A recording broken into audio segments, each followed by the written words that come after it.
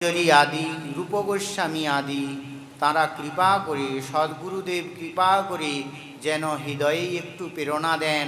সেই রাধা তত্ত্ব বর্ণন করা আমার মতো ক্ষুদ্র জীবের পক্ষে কখনোই সম্ভব নয়। সাধুগুরু বৈষ্ণবের আশীর্বাদ লয়ে যৎকিঞ্চিৎ আমরা আস্বাদন করতে চলেছি, এই বস্তুটি অতি গুরু গম্ভীর।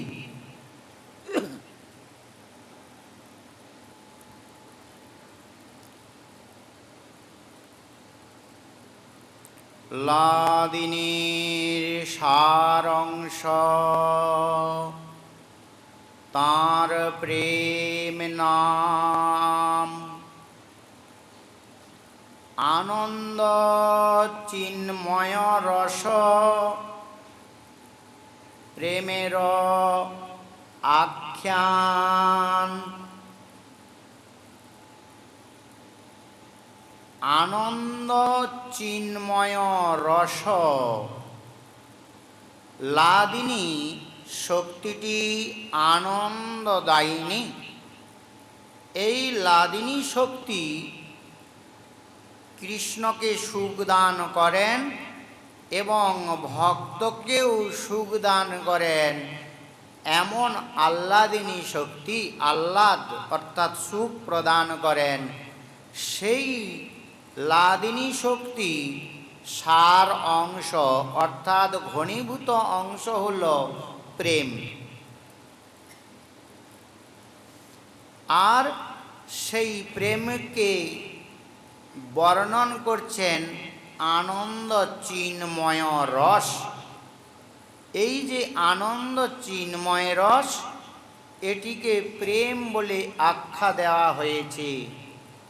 আনন্দ চিন্ময় রস প্রেম।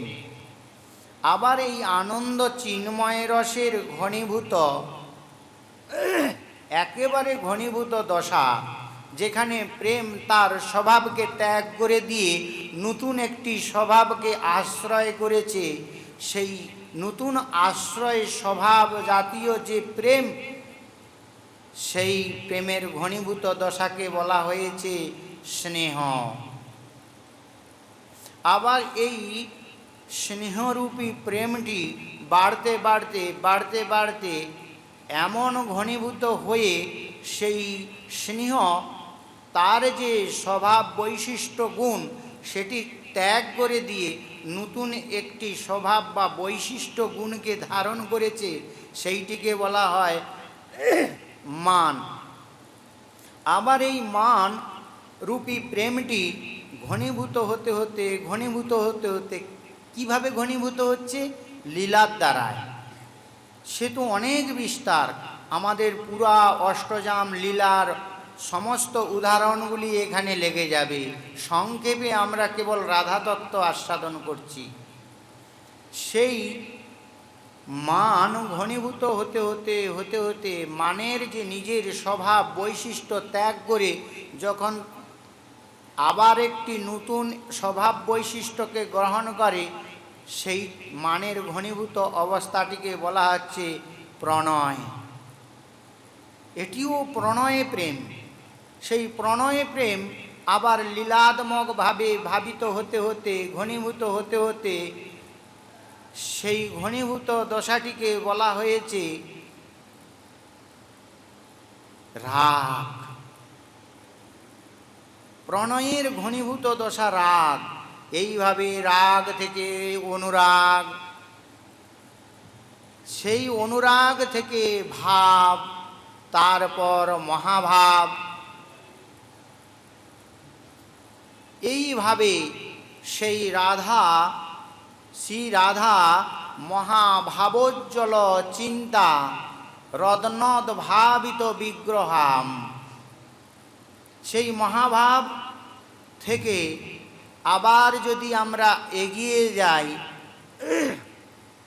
কয়েকটি স্তর, মহাভাব থেকে চলে যান ধূমায়িত মহাভাব, ধূমায়িত মহাভাব থেকে জ্বলিত মহাভাব, জ্বলিত মহাভাবের পর দীপ্ত মহাভাব, দীপ্ত মহাভাবের পর উদ্দীপ্ত মহাভাব, সেই উদ্দীপ্ত সাত্ত্বিক মহাভাবের উপরে রয়েছে সুদীপ্ত সাত্ত্বিক মহাভাব, মাদনাক্ষ মহাভাব স্বরূপিণী শ্রী রাধা ঠাকুরানী। বলো শ্রী রাধা রানী কি জয়। এই যে শ্রী রাধা ঠাকুরানী, ইনি মহাভাবোজ্জ্বল চিন্তা রত্নোদ্ভাবিত বিগ্রহা স্বরূপা। কেমনভাবে সেই স্বরূপটি হচ্ছেন, তখন বলছেন সেই মহাভাবরূপা উজ্জ্বল চিন্তামণি দ্বারা এই যে ভাবিত হচ্ছে তার মহাভাবের স্বরূপটি, বিগ্রহটি কেমনভাবে হচ্ছেন আমাদের কবিরাজ গোস্বামীপাদ বলছেন। কি বলছেন? প্রেমের পরম সার মহাভাব জানি, মহাভাব স্বরূপা শ্রী রাধা ঠাকুরানী।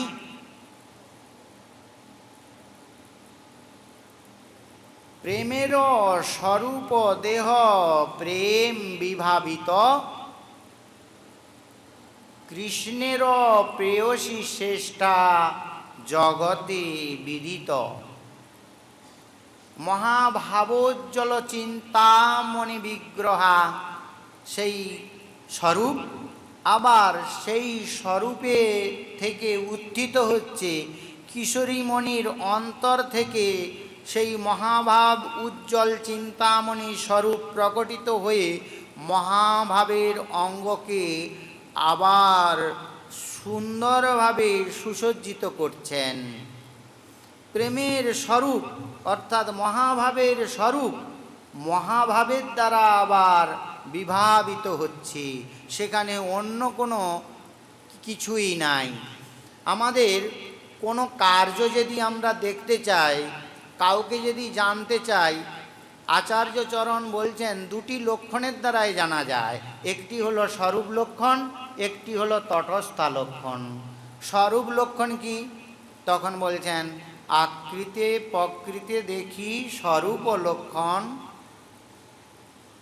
কার্য দ্বারা জ্ঞান হয় তটস্থ লক্ষণ। তো কিশোরীমণির যে আকৃতি প্রকৃতিটি, যে স্বরূপ লক্ষণটি, সেটি মহাভাবের স্বরূপ। আবার তটস্থ লক্ষণেও যদি দেখা যায়, সেই মহাভাব দ্বারা তটস্থ লক্ষণ রূপা মহাভাব দ্বারা স্বরূপ লক্ষণ রূপা মহাভাবকে আহা সুন্দর রূপে সাজিয়ে তুলছেন, প্লাবিত করছেন। তাই বলছেন কি? প্রেমের স্বরূপ দেহ প্রেম বিভাবিত, কৃষ্ণের প্রেয়সী শ্রেষ্ঠা জগতে বিদিত। সেই মহাভাব হয় চিন্তামণি সার, কৃষ্ণ বাঞ্ছা পূর্ণ করে এই কার্য যার। কৃষ্ণ বাঞ্ছা পূর্তিকারিণী কিশোরীমণির স্বরূপ।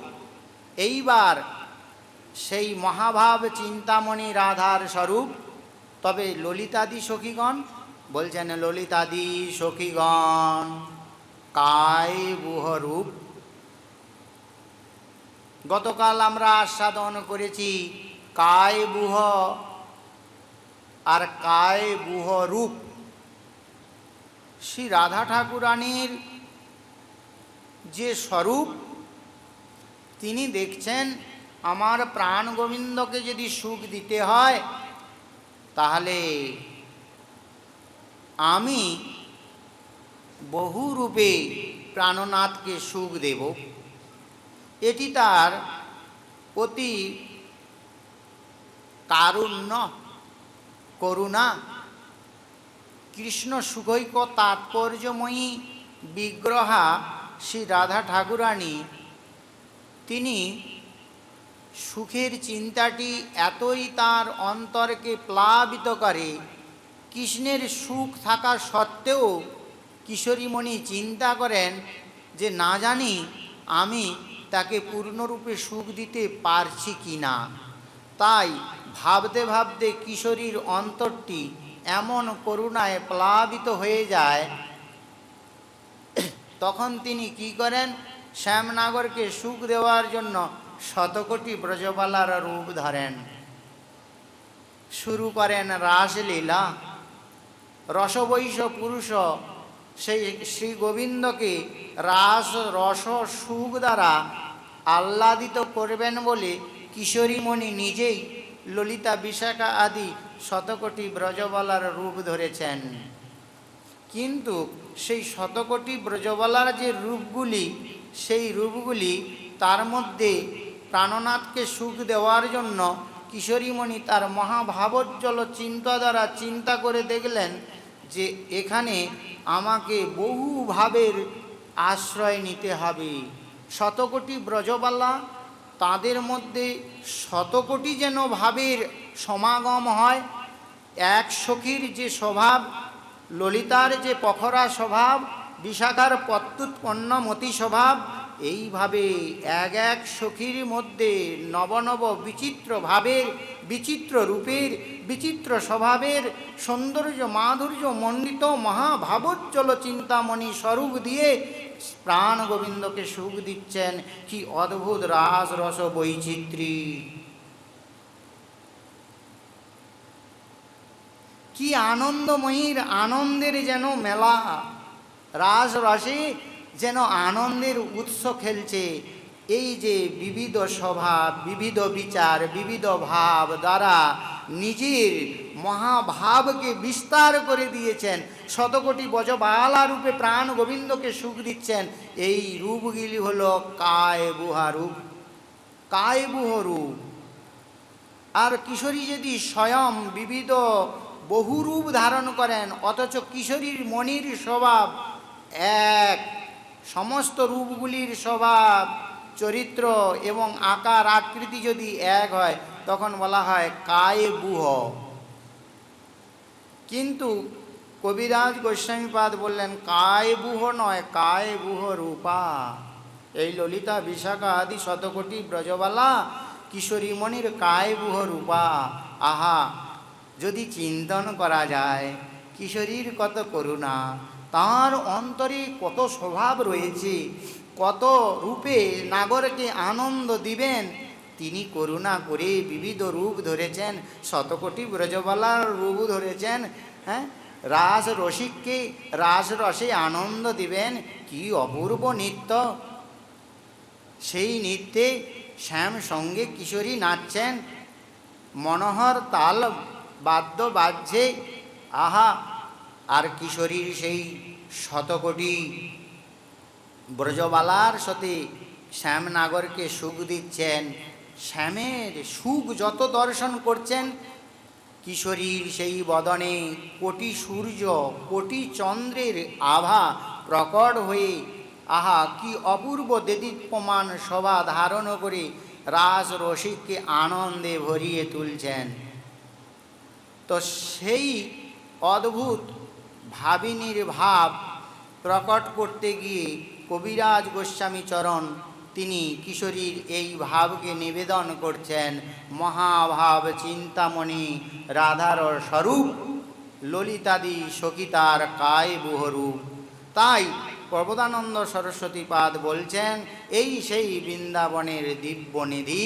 ওরে মন, তুই সব কিছু যাগযজ্ঞ আড়ম্বর পৃথিবী আদি স্বর্গ সুখ ত্যাগ করে, এমনকি ব্রহ্মাণ্ড তো দূর, বৈকুণ্ঠ আদির সুখকেও বিসর্জন দিয়ে সমস্ত প্রকার মহৎ চেষ্টাকে দূরে পরিহার করে সেই দিব্যনিধি কিশোরীর দাসী হওয়ার জন্য আকুলি ব্যাকুলি হয়ে সেই বৃন্দাবনের দিব্যনিধির শরণ নাও।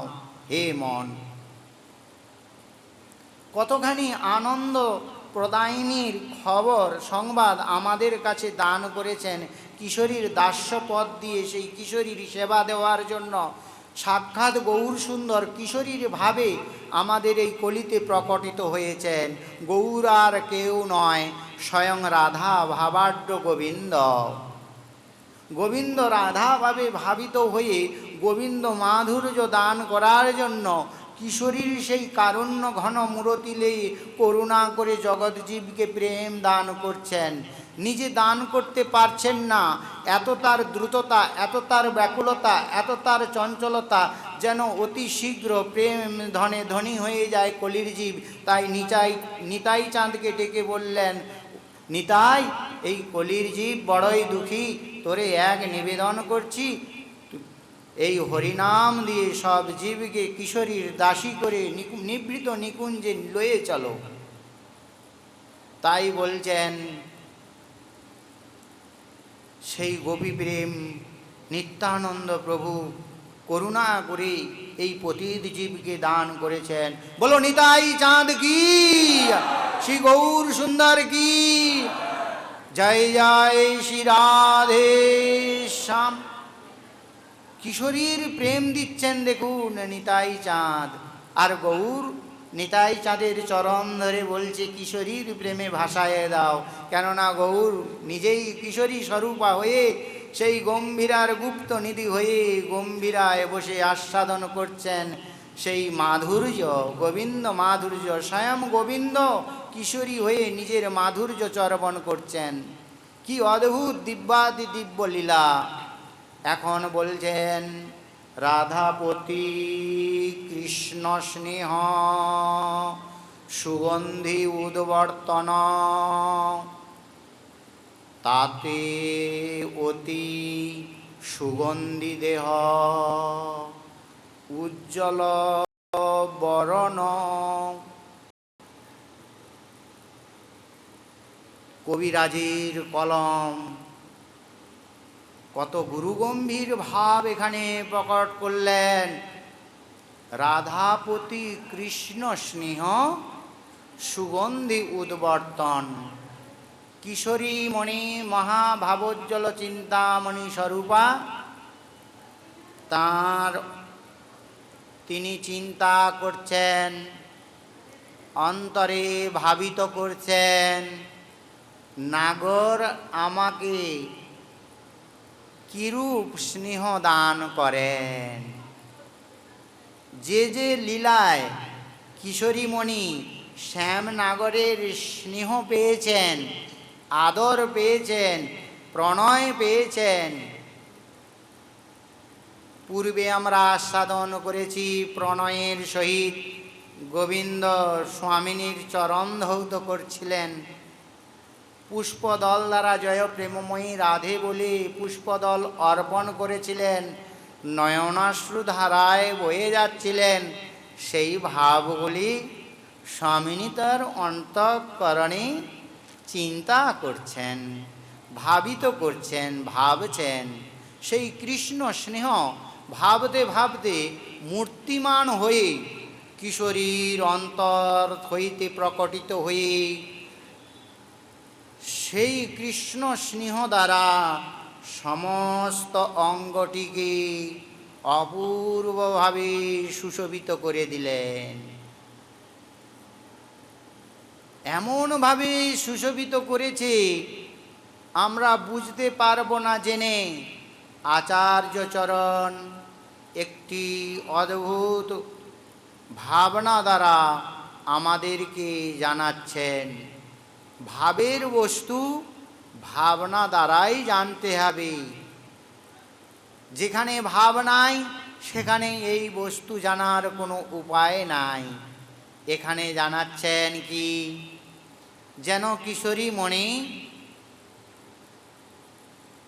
সেই মহাভাবোজ্জ্বলা চিন্তামণি, তিনি যেন স্নান শৃঙ্গার করার জন্য ব্যাকুল হয়েছেন। স্নান শৃঙ্গার আমরা নিতুই এই অষ্টজাম লীলায় প্রাতকালে কিশোরীমণির স্নান শৃঙ্গারাদি লীলা করি। মঞ্জরী স্বরূপে স্বামিনীর শ্রী অঙ্গ আমরা একেবারে নিভৃত গৃহে, যেখানে কারো প্রবেশ নাই, সেখানে স্বামিনীর বস্ত্র আদি উদ্ঘাটন করে তৈলমর্দন, উদ্বর্তন, স্নান বসনভূষণ অলঙ্কার আদি সব ধারণ করানো হয়। সেখানে রূপমঞ্জরি তিনি নয়ন ইঙ্গিতে আমাদের সব শিক্ষা দিয়ে স্বামিনীর সেবায় নিয়োগ করেন। এখন এই কিশোরীর স্নান শৃঙ্গার সেবাটি সেই মহাভাবোজ্জ্বলা চিন্তামণি স্বরূপিণীর সেবাটি কেমনভাবে করতে হবে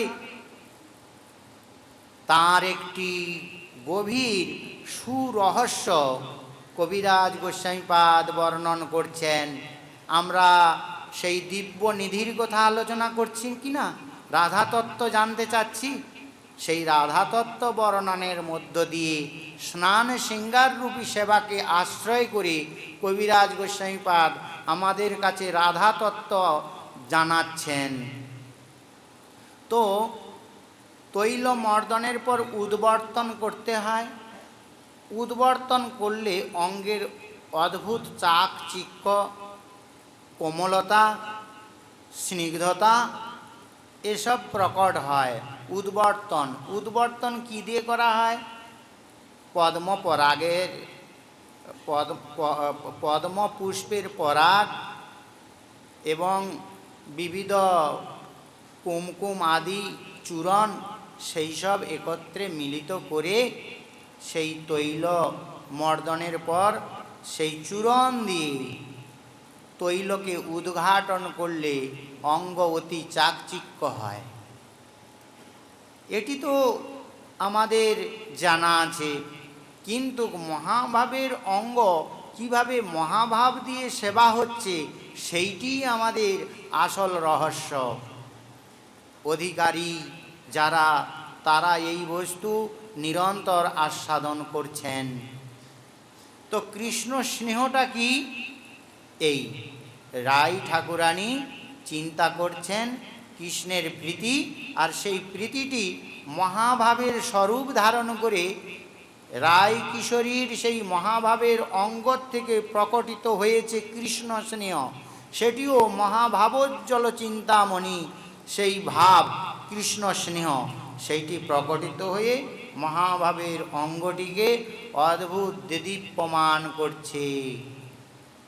মাধুর্য বাড়ায় প্রেম হইয়া মহাতুষ্টি।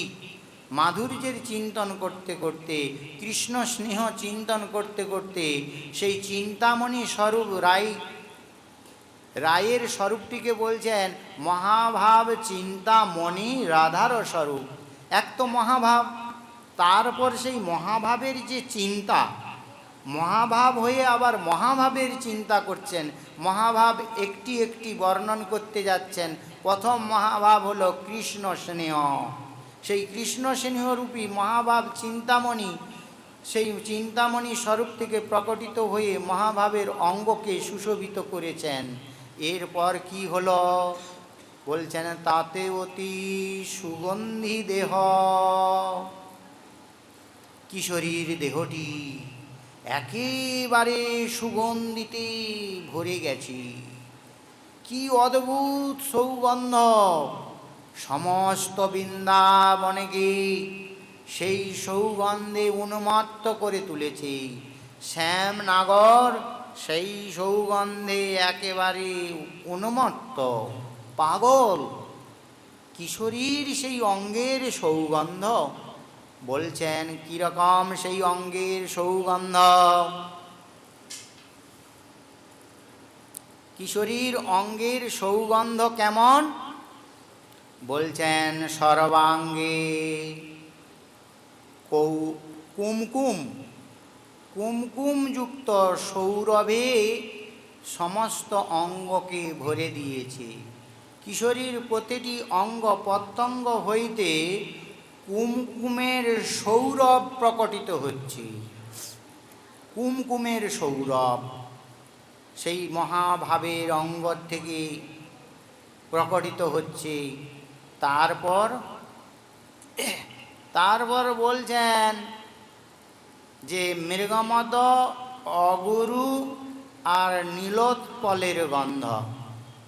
মৃগমদ, অগরু আর নীলোৎপল তিনটি গন্ধকে একত্রে মিলিত করলে যে অদ্ভুত সৌগন্ধ হয়, সেই সৌগন্ধটি প্রকটিত হচ্ছে কিশোরীমণির নাভির থেকে, দুটি নয়ন হইতে, আর কেশাবলী হইতে, আর ভুরু হইতে, দুটি ভুরু হইতে।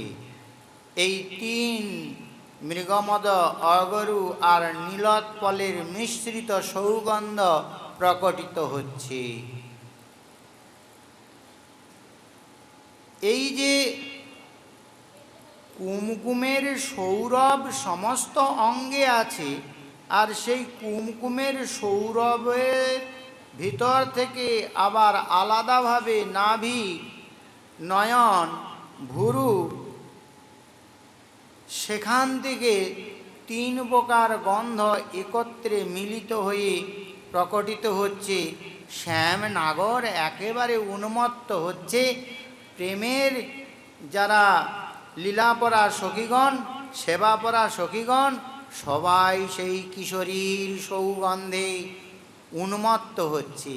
আচ্ছা, শুধু উন্মত্ত হচ্ছে তা নয়, কিশোরীর স্বরূপ না, ভাবের স্বরূপ, দেহ ভাব বিভাবিত, তাই তাদের অঙ্গেতেও সেই সৌগন্ধ প্রসাদী রূপে আহা চলে যাচ্ছে ললিতা, বিশাখা আদির অঙ্গেতে। তারাও কিশোরীমণির কৃপায় সেই অঙ্গে তারাও সৌগন্ধ প্রাপ্ত। এরপর বলছেন কর্পূরযুক্ত পদ্মের গন্ধ। কর্পূরযুক্ত পদ্মের গন্ধটি কিশোরীমণির বক্ষ হতে, কর্ণ হতে, নাসা হতে, মুখ হতে, করকমল হতে এবং পদকমল হতে সেই কর্পূরযুক্ত পদ্মের অপূর্ব সৌগন্ধ প্রকটিত হচ্ছে। আহা, তারপর চন্দন লিপ্ত কেতকী কুসুমের গন্ধ। চন্দন লিপ্ত কেতকী কুসুমের গন্ধ, সেই সৎ সৌরভ কোথার থেকে হচ্ছে? বলছেন কক্ষ হতে, অর্থাৎ বগল যুগল হতে, নখ হতে, শ্রোণীদেশ হতে সেই অপূর্ব কেতকী কুসুমের, চন্দনলিপ্ত কেতকী কুসুমের সৌগন্ধ প্রকটিত হচ্ছে। এইভাবে সেই রাধা ঠাকুরানী, সেই মহাভাবোজ্জ্বল চিন্তামণি স্বরূপা, তার কৃষ্ণ স্নেহ চিন্তন করতে করতে সেই কৃষ্ণ স্নেহ, আহা, সেই কৃষ্ণ স্নেহ চিন্তামণি মহাভাবের অঙ্গ থেকে প্রকটিত হয়ে সৌগন্ধে একেবারে ভরিয়ে তুলেছে। তাতে অতি সুগন্ধি দেহ। আর কি হয়েছে? বরণ উজ্জ্বল বরণ গৌরবর দেহ।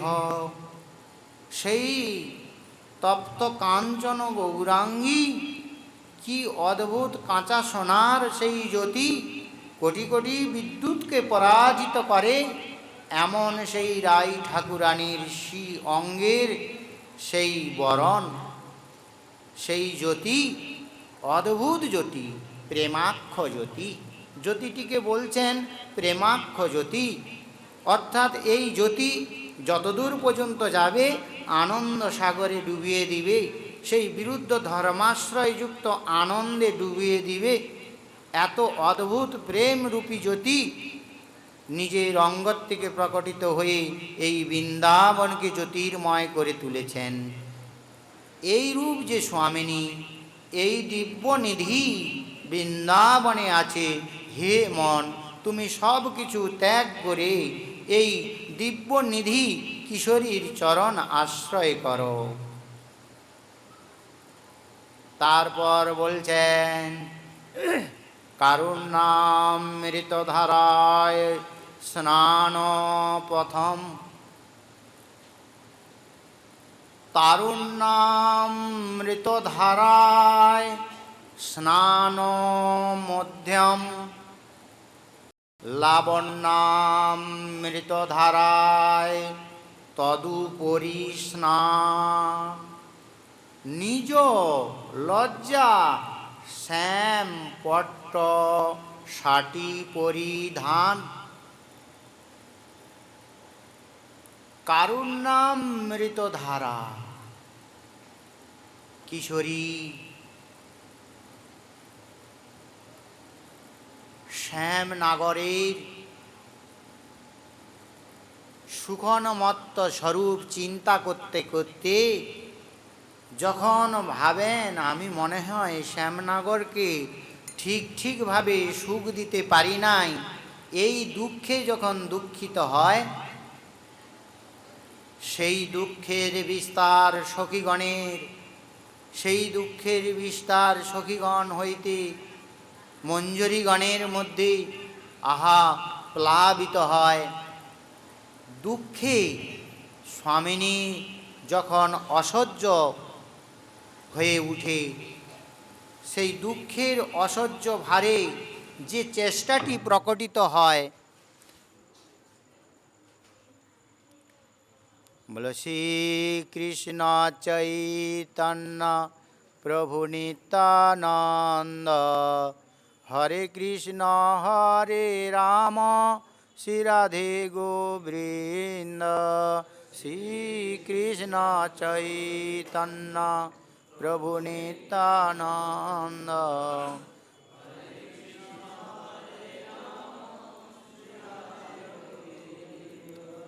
শ্রীকৃষ্ণ চৈতন্য প্রভু নিত্যানন্দ, হরে কৃষ্ণ হরে রাম শ্রী রাধে গোবিন্দ।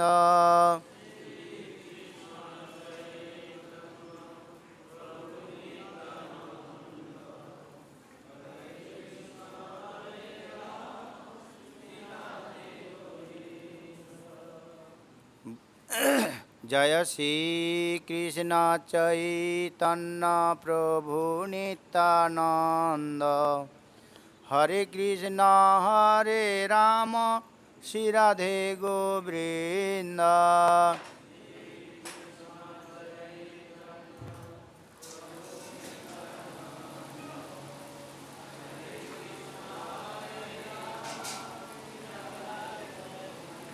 बोलो जय जय श्री राधे श्याम निताय गौर हरि बोल।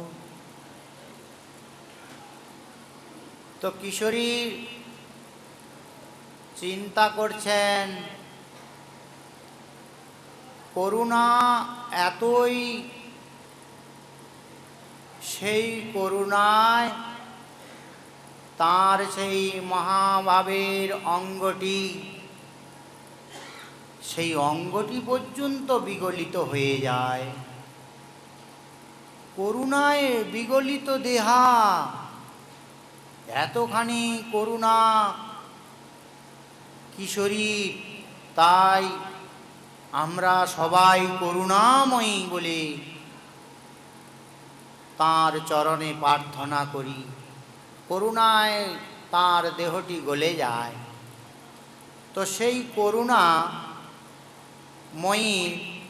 যখন শ্যামের প্রতি করুণা করার জন্য, সখীদের প্রতি করুণাটি যখন তার অন্তর থেকে অন্তরে ভাবিত হয়, তার সেবাপরা সখীগণের প্রতি যখন করুণা তার অন্তরে জেগে উঠে, সেই করুণা ঘনীভূত হতে হতে মহাভাব চিন্তামণি সেই স্বরূপা করুণা মূরতিটি, করুণারূপী ভাবটি প্রকটিত হয়ে আবার সেই মহাভাবের অঙ্গটিকে করুণা দ্বারা সুশোভিত করে দেয়। এমন করুণাময়ী তিনি, তো একে করুণাময়ী, কিন্তু সেই করুণা দ্বারা এমনভাবে করুণাময়ীকে সুশোভিত করেন, আহা সেই শ্যাম তখন উন্মাদ হয়ে যান। মনে মনে চিন্তা করেন, স্বামিনী তো আমার করুণাময়ী, কিন্তু এই করুণাময়ীকে আবার কোন করুণা দ্বারা প্লাবিত করছে? ভাবতে ভাবতে তখন বিচার করে দেখেন, স্বামিনী তার অন্তরে আমার প্রতি কারুণ্য প্রকট করেছেন, সখীদের প্রতি কারুণ্য প্রকট করেছেন, সেবাপরা সখীদের প্রতি, লীলাপরা সখীদের প্রতি কারুণ্য প্রকট করেছেন। সেই কারুণ্য ঘনীভূত হয়ে তার মহাভাবোজ্জ্বল চিন্তামণি স্বরূপকে এমন করুণারূপী মহাভাব দিয়ে সুশোভিত করেছেন। আহা, করুণাময়ীর অঙ্গে আবার করুণা মহাভাব দিয়ে সুশোভিত অঙ্গকে দেখে শ্যাম উন্মাদগ্রস্ত। শ্যামনগর স্থির থাকতে পারছেন না। তারপর সেই করুণার উপরে আবার আরেকটি প্লাবন, তারুণ্যামৃত। কারুণ্যামৃত ধারায় মহাভাবের অঙ্গটি যেন স্নাত হচ্ছে, যেন স্নান করছেন। সেই কারুণ্যামৃত ধারায় স্নান করতে করতে স্বামিনীর অঙ্গটি সেই মহাভাব থেকে উত্থিত হয়েছে তারুণ্যরূপ অমৃত। তরুণী কিশোরী তারুণ্য, তার মহাভাব স্বরূপটি তারুণ্যময়ী স্বরূপ। সেই তারুণ্যময়ী স্বরূপের অন্তর থেকে তারুণ্যরূপী অমৃত প্রকট হয়ে আবার তাকে তারুণ্যময় করে তুলছেন। সেই তারুণ্যরূপী অমৃতে যেন আবার দ্বিতীয়বার স্নান করলেন। প্রথম স্নানটি কারুণ্য, দ্বিতীয় স্নানটি তারুণ্য, এই রূপে তৃতীয় স্নানটি লাবণ্য। আমরা একটু একটু উদাহরণ দিয়ে আমরা বাকিগুলো জানার চেষ্টা করব। বিস্তৃত আলোচনা এই ক্ষুদ্র জীবের পক্ষে তো সম্ভব নয়। সেই মহাভাবের অঙ্গ, যাই হোক, এইভাবে কারুণ্য, তারুণ্য এবং লাবণ্যামৃত ধারায় কিশোরীমণি নিরন্তর স্নান করছেন। কি অপূর্ব স্নান! অর্থাৎ মহাভাবের অঙ্গটি যেন ত্রিধারায় স্নান করছেন। কারুণ্য বয়ে চলছে মহাভাবের অঙ্গে, তারুণ্য বয়ে চলছে, আবার লাবণ্যের প্লাবন চলছে। আর শ্যামসুন্দর সেই রসরাজ স্বরূপ সেই দর্শন করে সেই মহাভাবের এই কারুণ্য, তারুণ্য আর লাবণ্যামৃত সেই স্রোত, সেই ধারা, সেই ত্রিবেণীর ধারা দর্শন করে সেই পারাবারে, সেই সমুদ্রে স্নান করছেন। কারুণ্য, তারুণ্য, লাবণ্যের যেন পারাবার। আচার্য চরণ বলছেন, এই রায়ের অঙ্গটি যেন কৃষ্ণকেলি পারাবার। সেই কৃষ্ণকেলি পারাবারে আহা, শ্যামনগর যেন নিয়ত স্নান করে তার মাধুর্যকে বর্ধন করছেন। মাধুর্যের এত বর্ধনশীল মাধুর্য এই কিশোরীমণির কারুণ্য, তারুণ্য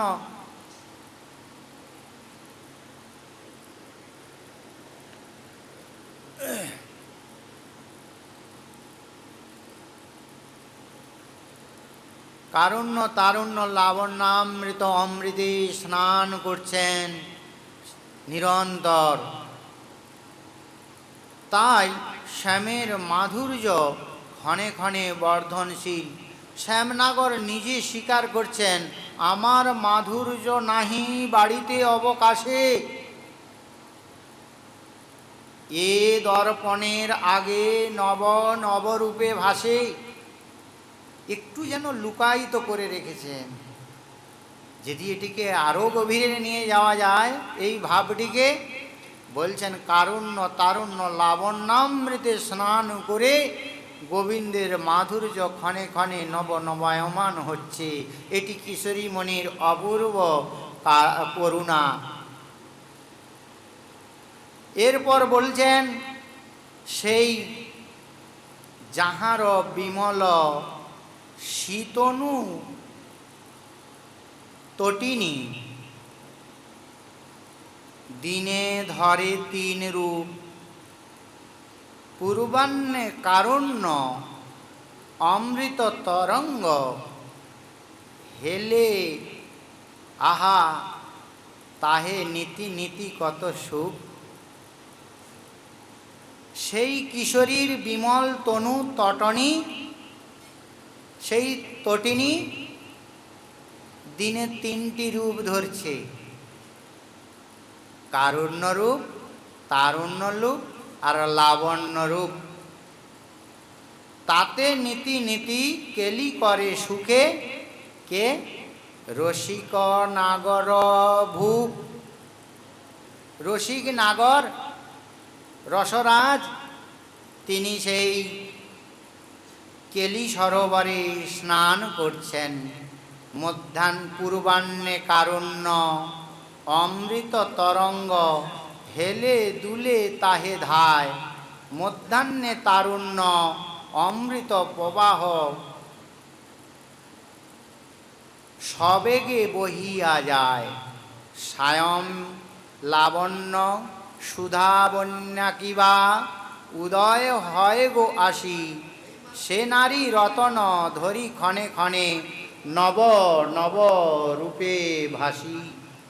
নব নবরূপে সেই আমাদের রায় কলেবরটি যেন কৃষ্ণ কেলি সরোবর, নিরন্তর কেলি করছেন সেই কৃষ্ণ কেলি সরোবরে, সেই পারাবারে। তাতে তিন ধারা প্রবাহিত, কারুণ্য তারুণ্য লাবণ্য। সেই তিন ধারাময় সরোবর আমাদের রায়ের অঙ্গ। আহা আমাদের সেই রাসবিলাসী নিরন্তর সেই কেলি সরোবরে কেলিবিলাস করছেন, আর কেলিবিলাস করে গোবিন্দ তার মাধুর্যকে ক্ষণে ক্ষণে বর্ধমান করছেন। সরস্বতীপাদ চরণ বলছেন, এই যুগল মাধুরী, এই দিব্যনিধি একমাত্র বৃন্দাবনে আছে। ওরে মন, তুমি সব কিছু পরিত্যাগ করে এই দিব্যনিধি আশ্রয় করো। তারপর বলছেন, এই তো স্নানের কথা কবিরাজের কলমে আমরা যৎকিঞ্চিৎ আস্বাদন করলাম। এর অনেক কিছু ভাবার্থ রয়েছে, শব্দার্থ রয়েছে। আমরা কেবল ভাবের দিকটি আলোচনা করে এই কথামৃত আস্বাদন করছি। এখানে বলছেন, নিজ লজ্জা শ্যামপট্ট ষাটি পরিধান। স্নান হয়েছে, স্নানের পরে শাড়ি পরতে হয়, এটি একটি বিধান। তাই কবিরাজ আমাদের মতো মাদৃশ জনকে জানানোর জন্য একটি রূপক দিয়ে বলছেন, সে তো এতই গুরুগম্ভীর বস্তু, যার অঙ্গের একটা ছটা লক্ষ্মী অরুন্ধতী পার্বতী প্রার্থনা করেন, সেই একটা ছটা তাদের অঙ্গেও দেখা যায় না। যার গুণ সত্যভামা আদি নিরন্তর গান করেন, সেই রাই ঠাকুরানীর কথা কে বর্ণন করতে পারে? তাই বলছেন, নিজ লজ্জা শ্যামপট্ট ষাটি পরিধান।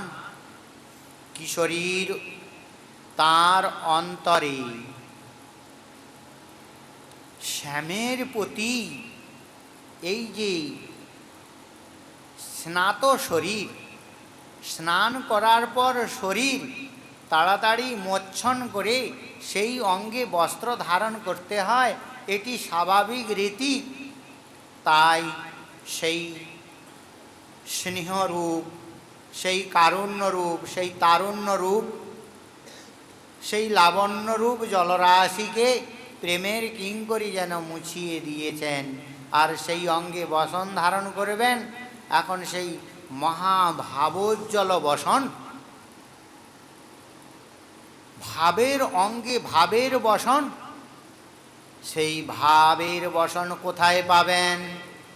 কিশোরীমণি মনে মনে ভাবছেন, শ্যাম নাগর যদি আমার এই বস্ত্রহীন অঙ্গ দর্শন করেন তাহলে আমার কত লজ্জা। তাই শ্যামের লাগি যে লজ্জা, সেই লজ্জারূপী মহাভাব অন্তরে চিন্তা করছেন। চিন্তা করতে করতে মহাভাবের সেই মহাভাবোজ্জ্বল চিন্তা স্বরূপ হইতে সেই মহাভাবের লজ্জাটি প্রকটিত হয়েছেন। সেটিও মহাভাবেরই লজ্জা। আর সেই লজ্জাটি শৃঙ্গার রসের রূপ ধরেছে। শৃঙ্গার রসের বর্ণ হচ্ছে শ্যাম বর্ণ। শৃঙ্গার রসের বর্ণ শ্যাম বর্ণ। তাই লজ্জা সেই শৃঙ্গার রসাত্মক ভাবে ভাবিত হয়ে শ্যামের প্রতি যে লজ্জা, তাই শ্যাম পট্ট ষাটির রূপ ধরেছে। যেন শ্যামের হাত থেকে বাঁচার জন্য তাকে যেন মহাভাব উজ্জ্বল রূপা বসন শ্রী রায়ের মহাভাব অন্তঃকরণ থেকে প্রকটিত হয়েছে। ভাবের বসন ভাবের অঙ্গে ধারণ করাচ্ছেন প্রেমের কিঙ্করী। এইভাবেই আমাদের প্রাতলীলায় শৃঙ্গার রসের সেবাটি চিন্তন করতে হবে। এটি ভাবের থেকেও অতি সুগভীর ভাব।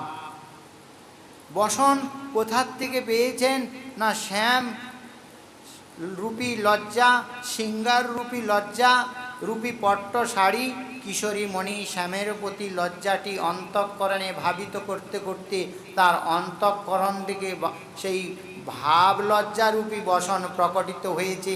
আর ভাব মহাভাব কিঙ্করী তিনিও তো মহাভাবের কক্ষায়।